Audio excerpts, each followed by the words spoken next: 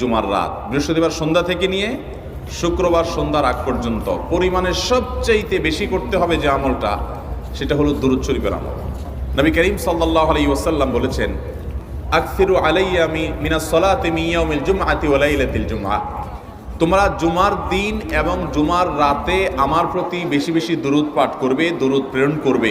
ফাইন্না সালাতাকুম মারুদাতুন আলাই, কারণ তোমরা যে দুরূদ পাঠ করো এটা আমার কাছে পেশ করেন আল্লাহর ফেরেশতারা, এবং রীতিমতো নামধাম সহকারে আল্লাহর একদল ফেরেশতা নিয়োজিত আছে। তারা বলেন, আল্লাহ, হে আল্লাহ রাসূল, আপনার অমুক উম্মত, অমুক অনুসারী, আল্লাহর অমুক বান্দা পৃথিবীর অমুক প্রান্ত থেকে, অমুক দেশ থেকে, অমুকের সন্তান, সে আপনার প্রতি দুরূদ পেশ করেছে জুমার দিনে, জুমার রাতে বা অন্য সময়ে।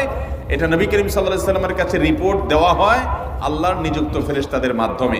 এই জন্য শুক্রবার দিন এবং রাত, অর্থাৎ বৃহস্পতিবার সন্ধ্যা থেকে নিয়ে শুক্রবার সন্ধ্যা পর্যন্ত